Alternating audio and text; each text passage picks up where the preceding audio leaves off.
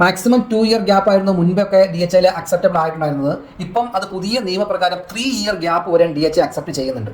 അതായത് നമ്മൾ DHAൻ്റെ data flow കഴിഞ്ഞ് 3 വർഷം വരെയും ഗ്യാപ്പ് ഉണ്ടെങ്കിലും നമുക്ക് ജോലിക്ക് കയറാൻ വേണ്ടി പറ്റും. അപ്പം 3 വർഷം വരെ, നേരത്തെ നമുക്ക് 2 പ്രാവശ്യമായിരുന്നു DHA റീ എലിജിബിലിറ്റി എടുക്കാൻ പറ്റുക. ഇപ്പം നമുക്ക് 3 പ്രാവശ്യം DHA റീ എലിജിബിലിറ്റി എടുക്കാം. 3 വർഷത്തിനുള്ളിൽ നിങ്ങൾ ജോലിക്ക് കയറിയാൽ മതി. എക്സാമിൻ്റെ വാലിഡിറ്റി എന്ന് പറഞ്ഞത് 5 ഇയർ ആണ്. എക്സാം എഴുതി 5 വർഷത്തിനുള്ളിൽ നമുക്ക് ഈ പ്രോസസ്സിംഗ് എല്ലാം ചെയ്താൽ മതി. എക്സാമിന് 5 വർഷത്തെ വാലിഡിറ്റി ഉണ്ട്. നിങ്ങൾക്ക് നഴ്സിംഗ് മന്ത്രാലയത്തിൻ്റെ സേവനം വേണമെന്നുണ്ടെങ്കിൽ ഈ സെയിം നമ്മുടെ ഡിസ്പ്ലേയിൽ കാണുന്ന നമ്പറിൽ കോൺടാക്ട് ചെയ്യുക, വാട്സപ്പിൽ കോൺടാക്ട് ചെയ്യുക. കോളിൽ കോൺടാക്ട് ചെയ്താൽ എപ്പോഴും ഫോൺ എടുക്കാൻ പറ്റുന്നതല്ല, നിങ്ങളെപ്പോഴും വാട്സപ്പിൽ കോൺടാക്ട് ചെയ്യുക. ഇനി അങ്ങനെ നിങ്ങൾ ജോലിക്ക് കയറി കഴിഞ്ഞാൽ, നമ്മൾ ജോലിയിൽ നിന്ന് ഇറങ്ങി ഒരു 2 വർഷം വർക്ക് ചെയ്തു, അതിനുശേഷം നമ്മൾ DHA നിന്ന് റിസൈൻ ചെയ്ത് കഴിഞ്ഞാൽ നമ്മൾ നേരത്തെയൊക്കെ റീ എലിജിബിലിറ്റി ലെറ്റർ നമ്മൾ എടുക്കണമായിരുന്നു. ഇപ്പം നമ്മൾ റീ എലിജിബിലിറ്റി ലെറ്റർ എടുക്കണ്ട.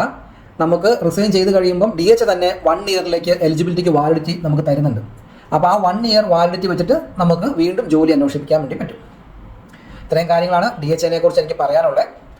ഇതിൽ ഞാൻ വിട്ടുപോയ എന്തെങ്കിലും പോയിന്റുകൾ ഉണ്ടെങ്കിൽ ക്ഷമിക്കുക. ഇനി നിങ്ങൾക്ക് എന്തെങ്കിലും കൂടുതൽ ഡീറ്റെയിൽസുകൾ അറിയാനുണ്ടെന്നുണ്ടെങ്കിൽ നഴ്സിംഗ് മന്ത്രാലയനെ കോൺടാക്ട് ചെയ്യാം.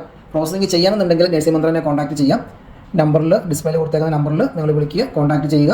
ഞങ്ങളെക്കൊണ്ട് അറിയാവുന്ന എന്ത് സപ്പോർട്ടും ഞങ്ങൾ ചെയ്തു തരുന്നതായിരിക്കും.